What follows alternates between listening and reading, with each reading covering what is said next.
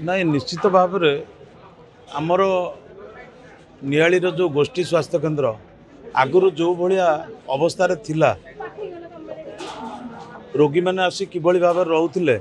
किभली भाव बसुले निश्चित भाव में आपण मैंने जेहेतु एठिकार सांबादिक बंधु मैंने आपण मैंने समस्ते देखी मोर से विषय कहर कौन आवश्यकता ना किंतु मु आज गभीर श्रद्धांजलि जनाऊँगी आउर अवदान सबुदिन मन रही लोक समस्त मन रखिए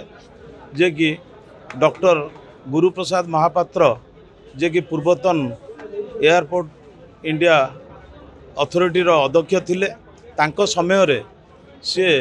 6 कोटी टंका CSR फंड रु एठिकी देइथिले एवं ता संगे संगे भुवनेश्वर 6 नंबर हॉस्पिटल को मध्य 6 कोटी टंका देइथिले। आम अंचल दुख सुख से जानी से अनुमान करथिले आवश्यक मन करुथिले तांकर माने गोटे इच्छा शक्ति थिला जहाँ फल एठी एभली जिनसटा आज तैयारी हो पाला। आज केते रोगी एठी सेवा पाइबे भविष्य रे एठी निश्चित आउरी भित्तिभूमि आर निश्चित भाव में बहुत तैयारी हम आउ एठी जो जिनस को से करदेले जोटा को गोटे जड़े 24 वर्ष गोटे दल गोटे 24 वर्ष सरकार थाइकिरी मध्य ये गोष्ठी स्वास्थ्य केन्द्र जो अवस्था थिला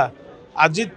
तांको अनुदान रे जो CSR फंड पैसा आसा द्वारा आज ये गोटे जिनस तैयारी हो पारछि से धन्यवाद दूसरी एवं आम नियालीवासी समस्ते आज खुशी होती जहाँ हो हॉस्पिटल आसिले टिके कोटी बसी पारिबे तांको रोगी मानकु ठीक ढंगरे ठीक जगार से माने तांको रखी पारिबे ये गोटे सुविधा होती एथिरे भी आउरी कौन कौन जेहेतु घरटा हो गला तेणु यापर आउ कौन कौन दरकार आमे मोर आमर माननीय सांसद संगे मो कथा होती सांसद निश्चित भाव में कहते जे आमे मिसिकिरी ताको जेते प्रकार आगु को नवा पड़ो आमे आगु को नबू।